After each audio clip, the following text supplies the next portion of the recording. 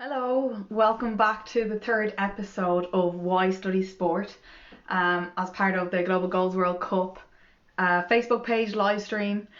Today I'm going to be talking about racism in sport. So this is the third episode of Why Study Sport. The first two episodes looked at sociology of sport in general and gender ideology, so gender relations in sport. My name's Amina Moustafa and I'm an academic associate at Nottingham Trent University. So I'm teaching and doing a PhD in sociology of sport. Today's episode we're going to be looking at racism in sport. So we'll be looking at the global goals 5, 10 and 16. So that's gender equality, reduced inequality and peace and justice. So I think to start off today's session, what I was thinking of is giving you a little story or talking through some examples of racism in sport that we've seen, and then we'll go down into the nitty gritty of what we can think about when we're thinking about sociology of sport. So start thinking critically about these experiences that athletes might have in terms of racism in sport. So I first want to start off with a picture of a player. So some of you might recognize this player. I'll just pause for a second while you can have a look and think about who it is. For anybody that doesn't know, this is John Barnes. He was a Liverpool player, Jamaican born, who experienced racism during his time in football and also outside of it as a coach. Something he said during this game, which was an Everton game in 1988, he had a banana skin thrown at him on the pitch. But when he was asked to comment on it a few years later, he said he has banana skins thrown at him every day. So a question for you is, what does he mean by banana skins are thrown at black people every day? That's something he said. So we'll be delving into what he meant by that in today's session.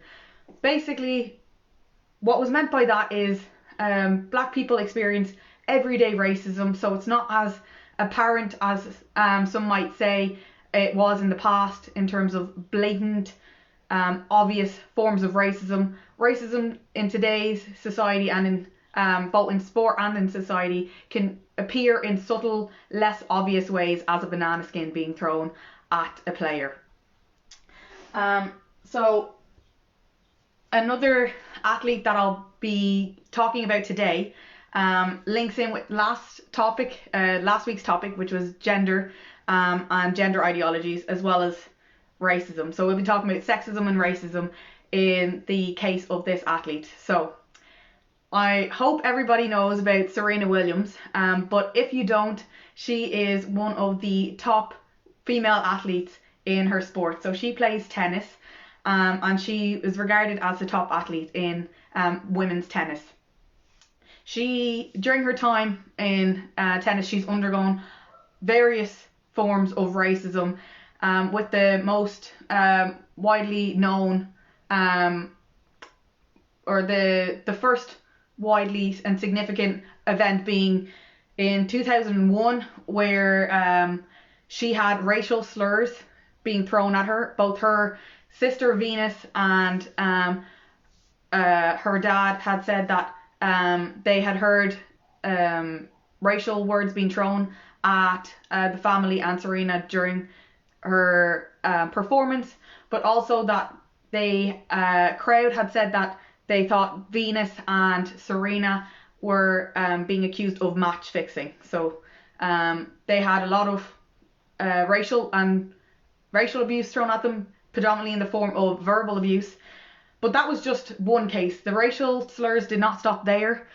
In 2012, she experienced another form of racism, but related to racial stereotyping. So she was, her body was subjected to discrimination by Caroline Wozniak, which is a Danish tennis player, during a demonstration match where Caroline Wozniak stuffed her top and her tennis skirt with towels to mock Serena's body. So during Serena Williams' career, she's experienced both sexism and racism in various forms. She's also had her body subjected to discrimination and racial stereotyping in other forms.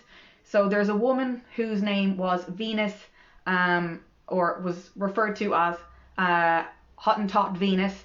Her name was Sarah Bartman, and in the past she was put on display because of her body as a freak show exhibition. And in caricatures, Serena Williams has been compared to this woman, so she's definitely been undergoing racial stereotyping, racial discrimination. One particular instance where she was stereotyped, exposed to racial stereotyping in media was in this caricature by Mark Knight, when she was competing against an athlete in the US Open. So in this particular match, it was in 2018, Serena Williams lost against her opponent, and she was drawn stamping on her tennis racket, which I have actually cropped out at the bottom, but also spitting out a pacifier, or a dummy, which is the Canadian or the Australian way of saying pacifier.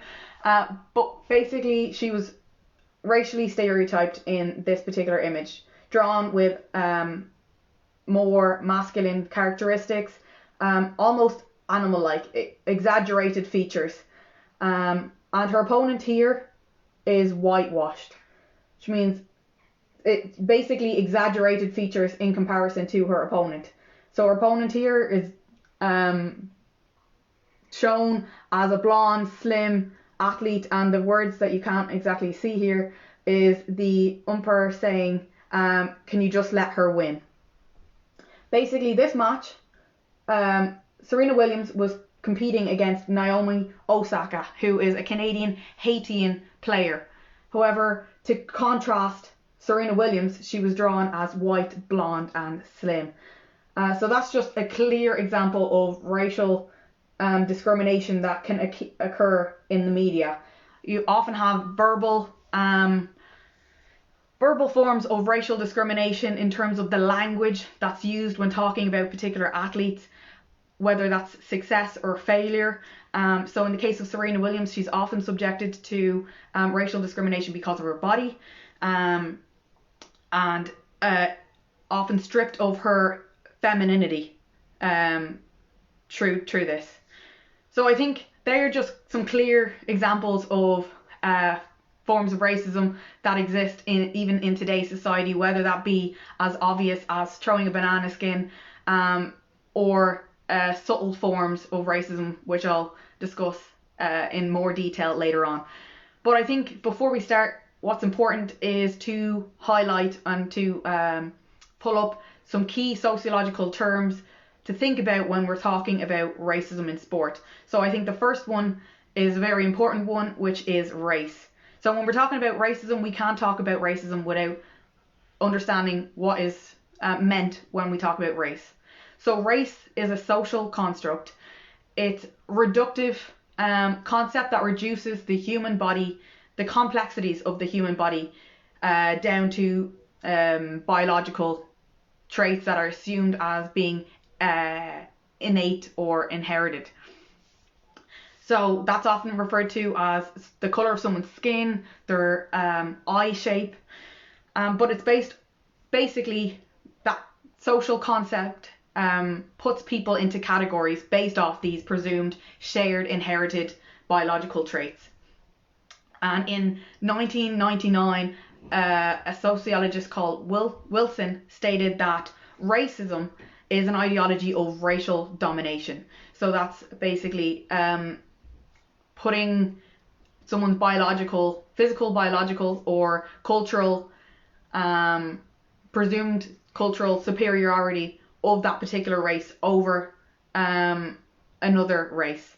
So it justifies the inferior treatment of another race. And that's true. The process of racialization and putting people into those particular groups, it leads to the perceived patterns of physical difference that's used to differentiate groups of people and constitute them as particular races.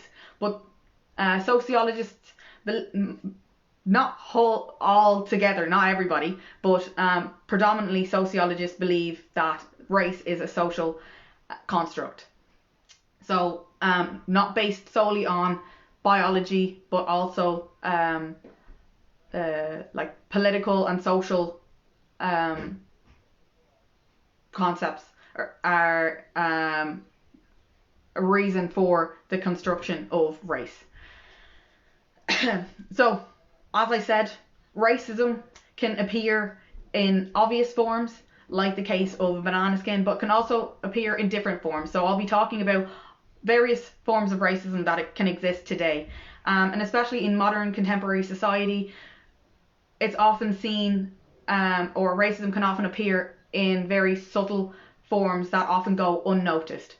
So the 4 types of racism that I'll be talking about today is overt racism, which is a very obvious form of racism that can occur either in verbal or physical form of abuse. So that could be Raheem Sterling being abused by the fans in the audience during one of his matches, a banana skin being thrown at a player, the abuse, verbal abuse that Serena Williams experienced.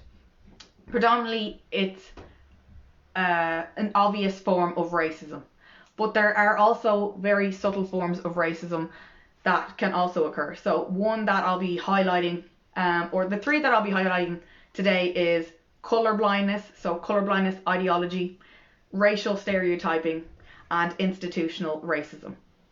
So I'll start off with colorblindness ideology. So if you can remember from last week, ideologies are webs of ideas and beliefs that people put on particular things. So last week we talked about webs of ideas and beliefs about gender, so that was gender ideology, and racial ideology would be webs of ideas and beliefs about particular races. The colorblindness ideology is an ideology related to being colorblind. So what that is associated with is that the best way to end racism or discrimination is by treating everyone equally. But that initially appears as if it's being as if it's a good thing. So if everyone's being treated equally, then what could be wrong with that? But if we remember back from last week's session, we were talking about equity. So there is a difference between equality and equity. Equity is catering to people's needs and abilities. And if we think about racism, colorblind ideology is saying race, we don't see it. And it's discounting the experiences and negative treatment that people might face because of these cultural differences or racial differences that result as that they experience as a result of racial stereotyping. So when race-based problems occur, colorblindness tends to individualize the problem and put it on a person rather than seeing it as a bigger picture, as a larger picture in society. So problems occurring or challenges and barriers being faced by these people because of racial stereotyping or cultural differences. So a lot of the time colorblindness comes from a place of white privilege, with people being unaware of how race affects people of color or other or races. And that's often built on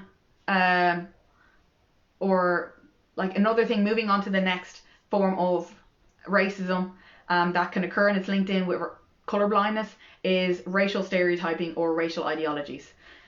So what are webs of ideas and beliefs? What beliefs are out there that exist about race or racial ability?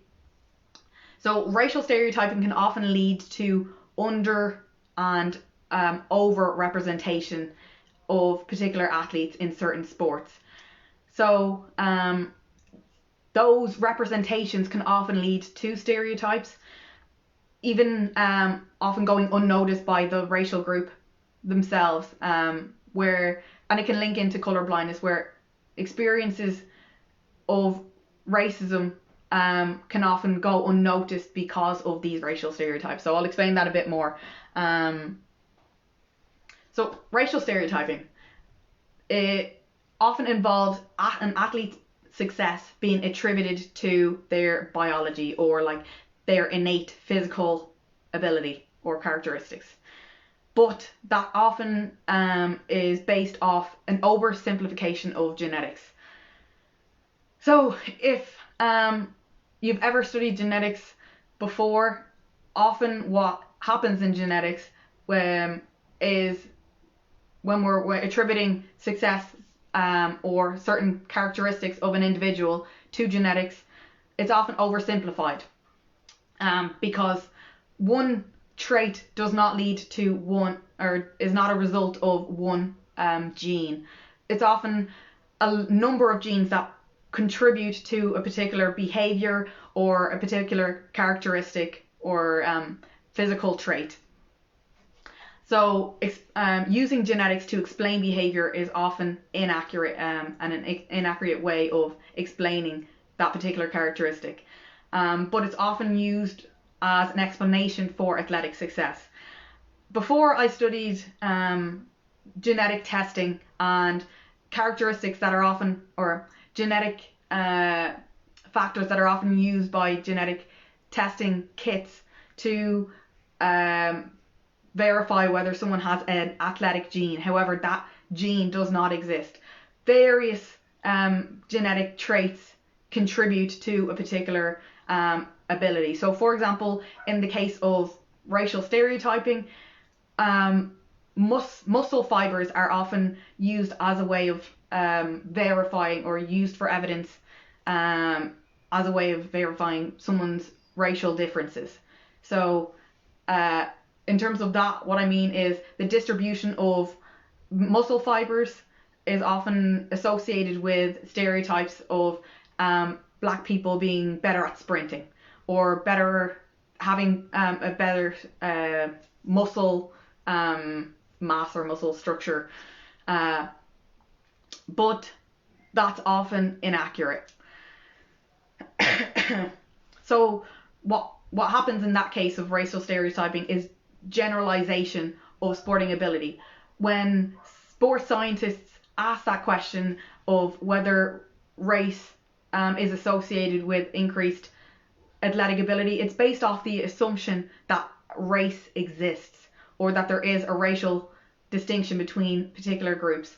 And in genetics, what the Human Genome Project found, which was a project that where scientists coded the full human genome, what they found was that there is greater difference within a group, so within a racial group, than between groups, which debunks the idea that there is racial differences between particular groups, and that biology can categorize us into two separate groups. For example, it would just stick to two as white or black, that the genetics can be used to verify those particular groups, which is inaccurate, because there is a greater difference between or within racial groups than between two racial groups. So what are some examples of racial stereotypes? Well, we often see language being used in news and the media that perpetuate certain racial stereotypes. So that would be that white athletes are praised for their intellect, for their intelligence. So they might be said, a commentator might say that was a very smart move by X, Y, and Z. Whereas black athletes are often praised for their physical ability because of the way that they're built, and that can often discourage or can often underplay the hard work and effort that that athlete put in for that particular performance, rather than and attribute it to their athletic build and their athletic advantage over a particular another athlete. So that's what we often see. So white athletes being praised for their intellect, and black athletes being praised for their physical ability. And continued invisibility. So I talked about representation. Continued invisibility in particular sports can actually reinforce these stereotypes. So if someone says, well, a saying that often goes is white people can't jump and black people can't swim. Well, if there is no role models, or there isn't a dominant group of black people, let's say, in swimming, that can often discourage other people in the community to not participate in that particular sport because of these racial stereotypes, reinforcing these ideas that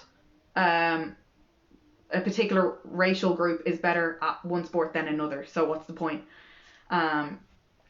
So that's racial stereotyping, and that's just an example of what is problematic about these racial stereotypes in terms of overrepresentation and underrepresentation of these athletes in particular sports, and it results in participation patterns that occur.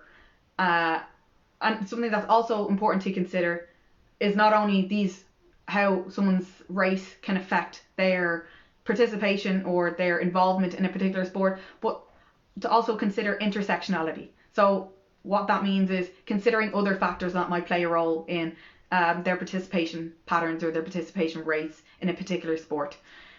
So I gave the example of Serena Williams. I showed that her gender also played a role in the way she was treated. So she experienced sexism and racism. Oftentimes people's social class can play a significant role in whether they play a particular sport. So that can include their wealth, their income, their social connections, their education, their occupation. There's various factors that play a role in whether someone performs in a particular sport or not. So there are things to consider. So it's not just about biology is basically what I'm saying, but to also consider social and political factors when thinking about why we see certain representations of groups or dominant representations of groups of people in a particular sport over another. So the next form of racism that I'm going to talk about is institutional racism. So this is a very subtle form of racism that exists and is often a form that perpetuates racial stereotypes and leads racial stereotypes to go unquestioned. So what is institutional racism? Well, it's a form of racism that's expressed in practice of social or political institutions. And it's usually through rules or regulations. So I talked about regulations last week in terms of the hyper-androgenism regulations that regulate whether female athletes can compete in the female category. Well, in terms of racial racism and institutional racism, it's often rules and regulations that include or exclude people from participating in a particular sport, perhaps because of their racial background or their ethnicity. And it can often also affect someone's chances or opportunities to take on leadership roles in a particular sport.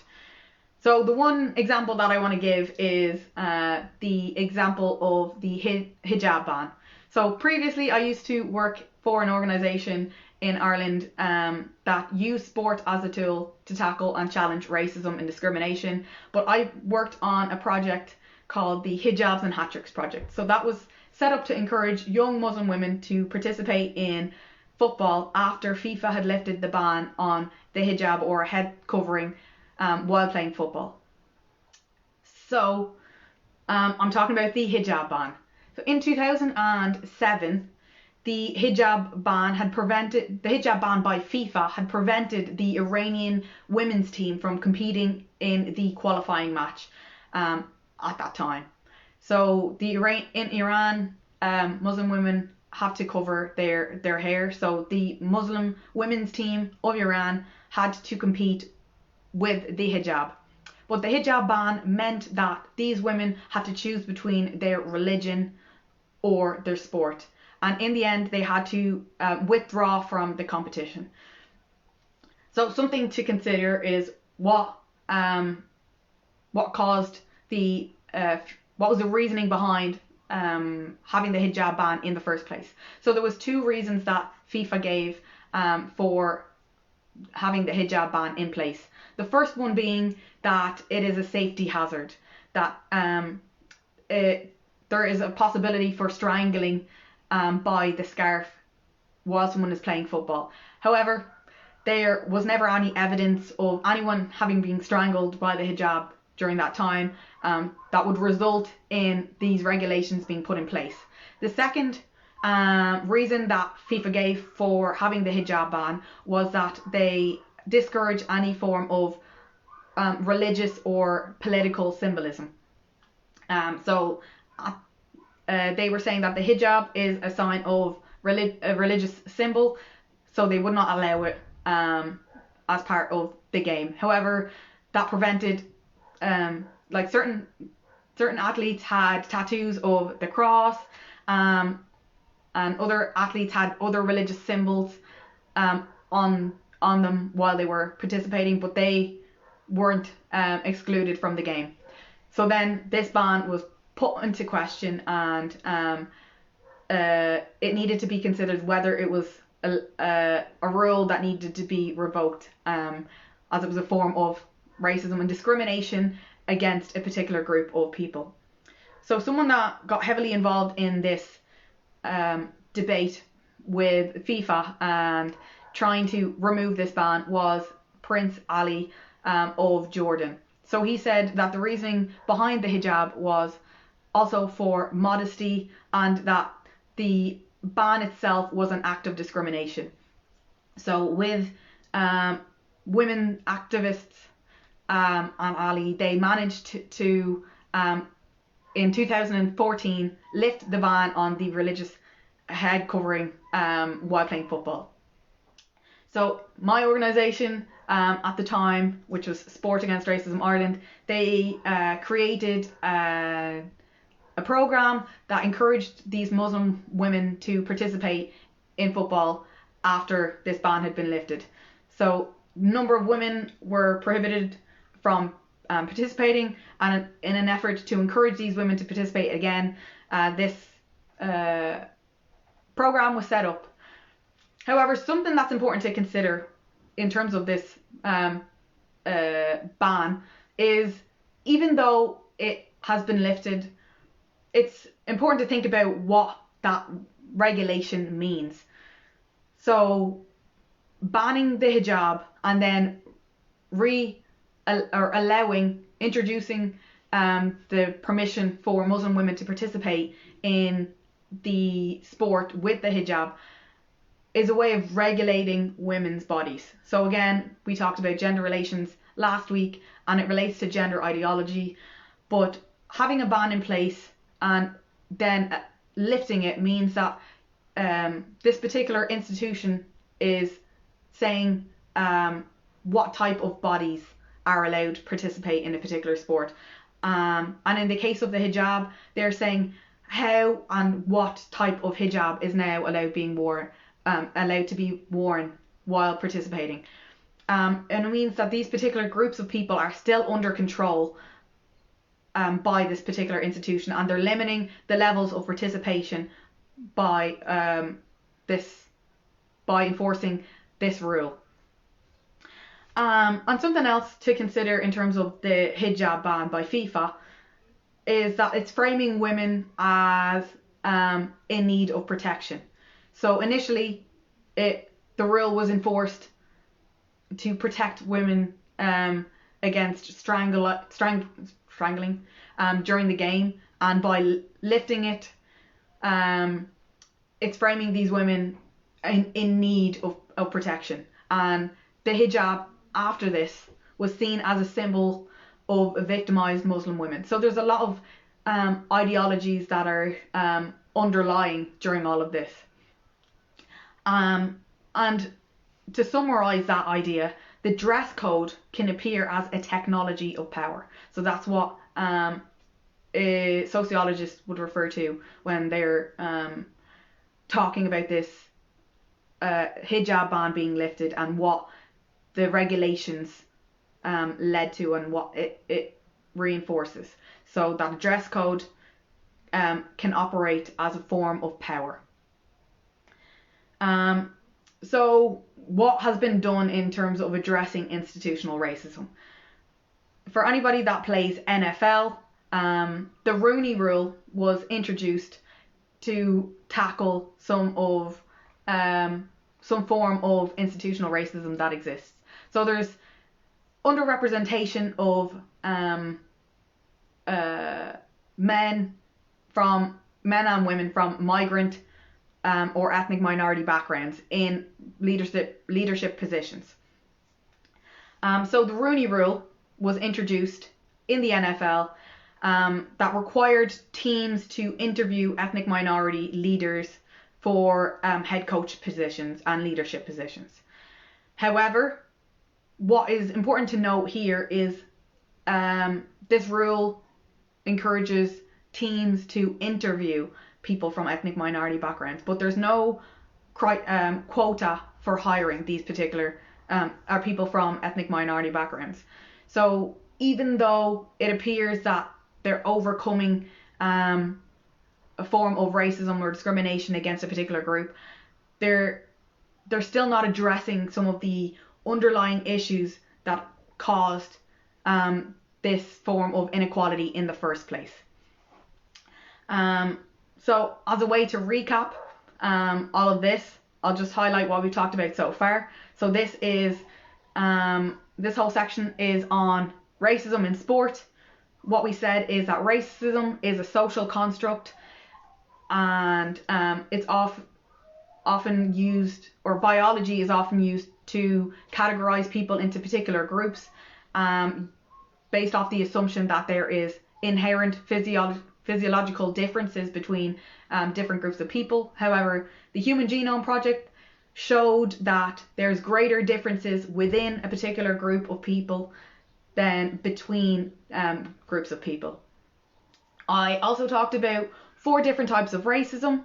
So that was overt racism, which is an obvious form of racism, colorblindness, which is the idea that we should treat everyone equally. However, it individualizes problems, race-based problems that people might face, and is a form of comes in the form of white privilege. So often people that are unaware of how race affects people's experience encourage race-based ideology.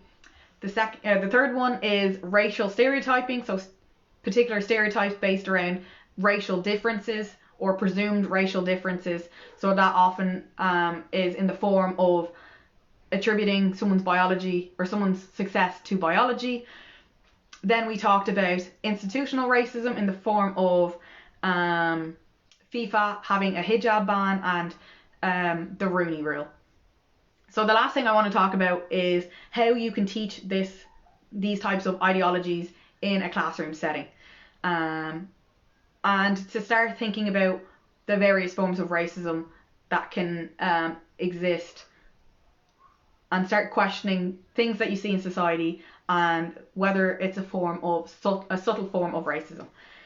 So I want to recommend a book that you mightn't have heard of, but if you're a teacher, an educator, or a coach, I highly recommend it. It has loads of different tasks and activities that you can use to address all forms of or all different types of global goals. So there's a particular one that addresses gender equality, reduced inequalities, and peace and justice. So the 3 global goals that we're talking about today. That book is called Compass. It's a manual for human rights education with young people. It's was created by the Council of Europe. It's called Compass. And there is an activity called Take a Step Forward in this particular manual. And what that addresses is privilege. So it introduces the idea of privilege, what is privilege, and then it makes young people or whoever's participating in it think about how a particular person's identity or barriers and challenges that they might face that distinguishes their experience from someone else's experience. So in the case of highlighting racism and everyday racism, it makes individuals put themselves in someone else's shoes and consider what barriers they might face that prevents them from opportunities or participating in sport, in the case of sport. So that's the main thing that I want to talk about today. What I would encourage you to do is do that with your friends. Have a look at that book. And if you have not, another activity to do is, if you had not listened to the Brits Awards, Dave performed at the Brits Awards with his song called Black, and he talks about the various forms of racism that can exist in everyday society. So it's not exactly looking at sport, but there's different ideas that are in there that address the 4 forms of racism that I talked about today, and can help you question what might appear as just normal behavior, and question whether there is really inherent subtle forms of racism there. So my name's Amina. Today I talked about racism in sport, and I want to thank you all for joining in this discussion with me today. If you have any questions, you can leave them in the comments and I'll get back to you after I publish the live stream.